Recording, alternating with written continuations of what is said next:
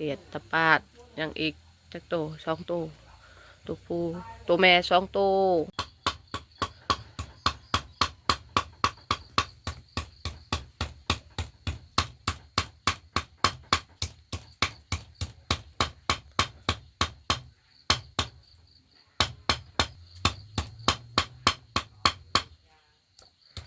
เราจงแบบนี้แหละตัวนี้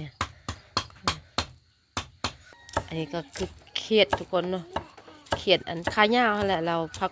แล้วก็ใส่ผักหอม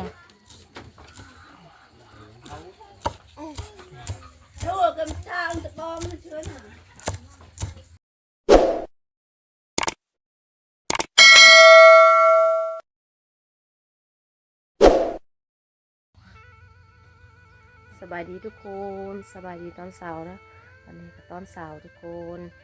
มื้อนี้กะบ่ได้ไปไสทุกคนเนาะอยู่เฮือนมื้อนี้คาเวียกมื้อนี้คาเวียกจำเป็นในรีทุกคนมื้อนี้ มื้อนี้กะเขาจะเอาอันมากลมันต้นเนาะเขาจะเอา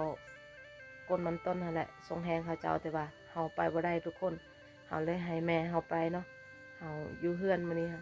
เฮาไปบ่ได้เวียกจำเป็นอีหลีทุกคนถ้าบ่เฮ็ดบ่ได้มื้อนี้ เดี๋ยวใช้ทุกคนเบิ่งว่าเวียกจำเป็นของเฮาคืออีหยังเนาะ นี่แหละคือเวียกจำเป็นของเฮาทุกคนเนาะนี่เดี๋ยวใช้ทุกคนเบิ่งเลยนี่เนาะเฮาสิมาเฮ็ดประตูเฮือนเฮานี่แหละทุกคนที่ว่าเวียกจำเป็นนะถ้าบ่เฮ็ดบ่ได้เพราะว่าเฮาอัดประตูเฮือนเฮาบ่ได้แล้วเพราะว่าตัวนี้มันสิหักแล้วเนาะนี่มันสิหักแล้วเฮาก็มาแปลงตัวนี้แหละเบิ่งค่ะมันใช้งานบ่ได้แล้วเพราะว่าปลวกกินหมดแล้วนี่นะเนาะนี่อัดกะมันบ่ได้แล้วทุกคนขาดไปแล้ว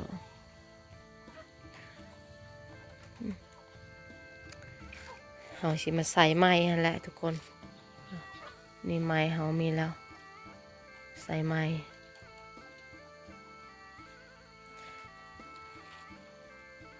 อัดมันบ่ได้แล้วเบิ่งเฮาลองอัดเบิ่งมันบ่ได้แล้ว มันขาดเบิดนี่แหละคือเวียกจำเป็นทุกคนสิมาเฮ็ดประตูเฮือนนี่แหละเนาะถ้าบ่เฮ็ดบ่ได้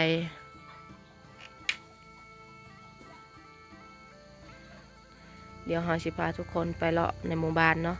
ว่าในตอนเช้าเขาเจ้าเฮ็ดหยังแน่อาหารการกินเขาเจ้ากินหยังแน่เนาะทุกคนเดี๋ยวสิพาทุกคนไปเบิ่งไปชมน้ำกันทุกคน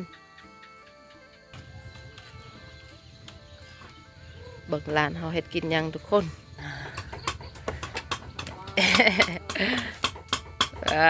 แล้วเฮ็ดหยังนี่ทุกคนเครียดเอ้าเฮ็ดแบบนี้เนาะเขียดตะปาดทุกคนนี่เราได้มาเขียดน้อยพร้อมเขียดน้อยอันเขียดตะปาด3 โต4 โตเนาะ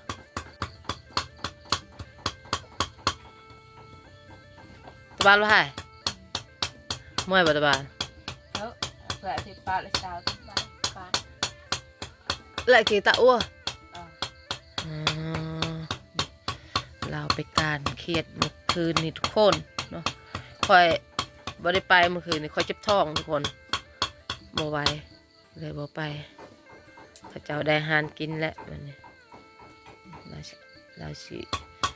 พักให้มันมุนแบบนี้แล้วนะ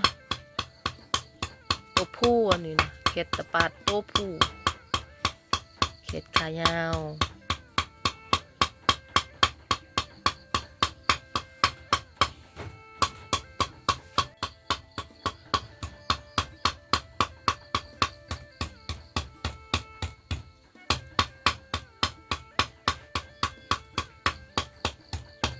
ก็จะเลยละวน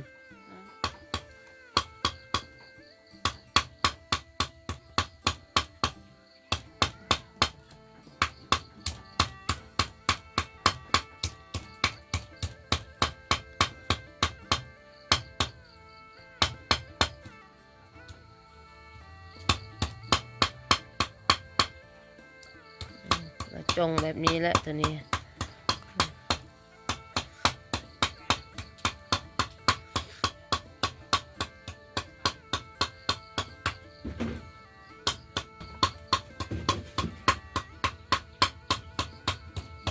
เราใส่อีกอย่างแน่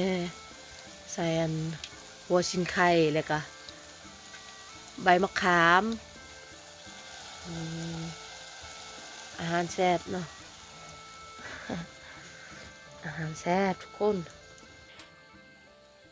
2-3ตัวเราครัวเนาะเราครัว2-3ตัวและตัวนี้ก็ย่างอีกนี่ทุกคนนี่เขียดตะปาดย่างอีกจักตัว2ตัวตัวผู้ตัวแม่2ตัวตัวผู้เลยตัวผู้2ตัวแล้วว่าสิเฮ็ดอั่วทุกคนเนาะเราสิเฮ็ดอั่วตอนแรงตอนเช้าก็เราเอาไปครัวแล้วนี่นะสิเฮ็ดอั่วตอนแรงให้ลูกเรากินไม่อันเดี๋ยวนี้ก็อันแล้วก็หายหาแล้วก็เราทอกใส่น้ำเนาะแบบบอกครัวให้มันแห้งๆแล้วก็ใส่น้ำหน่อยนึง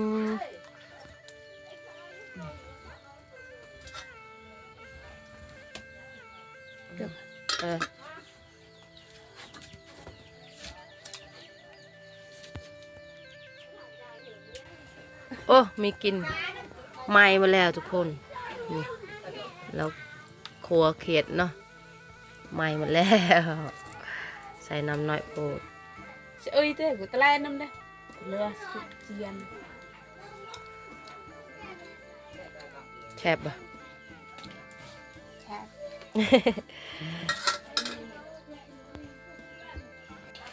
เดี๋ยวค่ะสิขึ้นขอบครัวล่างนี้ทุกคนว่าใครเจ้าเห็ดอย่างแน่เนาะอาหารตอนเช้าเขาได้เมนูอีหยังนี่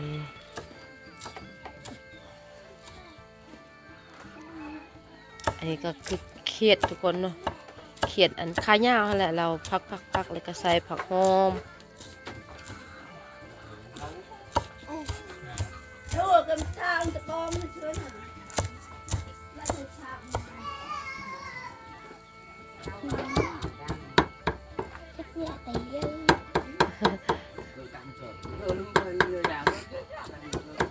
ฮะไม่ใช่ไอ้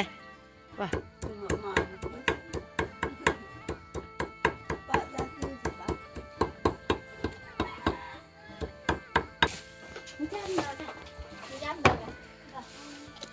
ใส่เกลือเป็นนัวทุกคนนี่แหละคือเขียดตะปาดเนี่ยเขียดตะปาดตัวแม่นี่เขียดตะปาดตัวผู้แหละเอาไปพักให้มันมุ่นเมนูแซ่บได้นี่ได้อันไหมเราบ้านรับปุ๋งเลยอันแบบว่า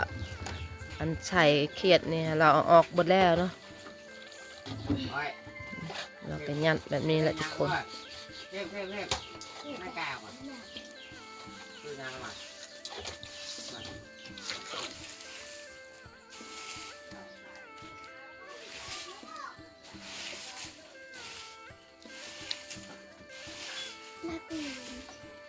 ไอ้มาจุดนี้ไอ้ก็เลยปุ๊บก็บอกนั่น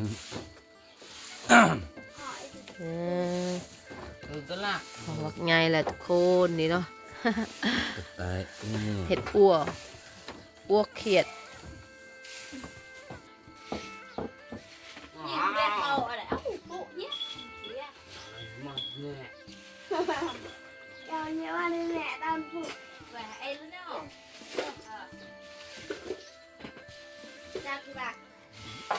ได้แล้ว2ตัวนี่ทองง่ายเลยทุกคนเนาะ เห็ดอัว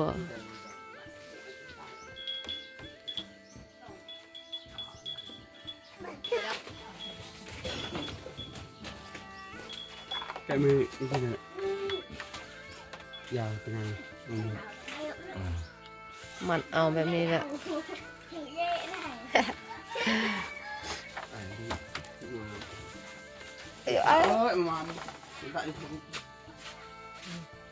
เพื่อ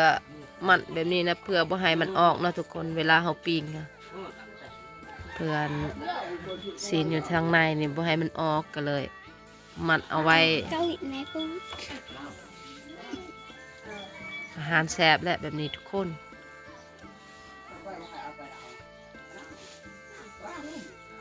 ไม่ผม อื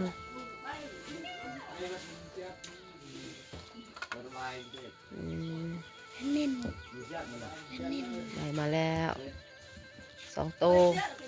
แซ่บได้เห็ดแบบนี้ทุกคนบ่ได้เคยกินแน่ ชิบะกล้องนี่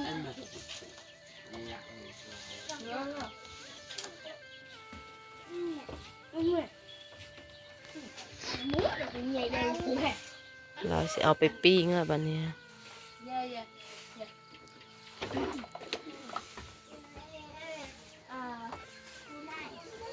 เว้ยแต่เบาอันนี้เลยทนได้แต่กูน่ะ เขาจะกินอหย่างเห็ดบ่ เห็ดเปรี้ยว เห็ดเค็ม เห็ดแข็ง เห็ดเค็ม แกงกับอย่างอันนี้มีแต่บักเผ็ดลาล่า พิมพ์แหละ กับเนื้อแป้งเลยดีอ่ะ เห็ดเค็ม ฮะ แกงกับอัน หลังแป้งละกล้อง ไปนะ แป้งละกล้องถ้าเอาอุ่นจ้ะ จะหน่อยสุกแล้วอายเราปิ้งหัวเนาะ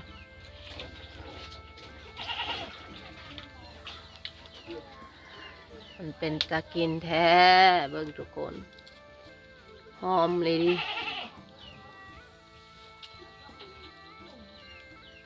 และทุกคนอาหารการกินของอยู่ในชนบทนี่เนาะกับแบบนั้นแหละทุกคนเพราะได้เคยกินแน่ขัวอันเขียดขายาวเนาะหรือว่าเขียดตะปาดเฮาหั่นแหละ แล้วก็เห็ดอัวกะช่วงนี้มันเป็นช่วงอันข่าวฤดูพลเลยเนาะแล้วก็เขียดหรือว่าคันคากอะนะกบมันออกมันทุกคนเฮาไปหาการไปหาเหยื่องมันได้เนาะก็ถึงว่าบ่ได้หลายก็ได้น้อยพอได้กิน แต่ว่าเฮาเมื่อวานนี้นะเขาจะชวนเฮาไปอยู่ทุกคน แต่ว่าเฮาเจ็บท้องเฮาไปบ่ได้นะมันเมื่อยเฮาเจ็บท้องเฮาก็เลยบ่ไปก็ตอนเช้าเฮาบ่มีหยังกินทุกคนสิปิดคลิปก่อนทุกคนสิปิดคลิปแล้วสิเฮ็ดประตูเฮือนเฮาหั่นล่ะทุกคนเนาะ มื้อนี้หั่นบ่ได้ไปไสค่ะเฮ็ดประตูเฮือนมื้อนี้ขอขอบคุณเด้อที่กดติดตามนะครับชมฝากกดไลค์กดแชร์เพื่อเป็นกำลังใจให้แน่แล้วพบกันใหม่ EP หน้าสำหรับ EP นี้ลาไปก่อนสบายดีเด้อไปก่อน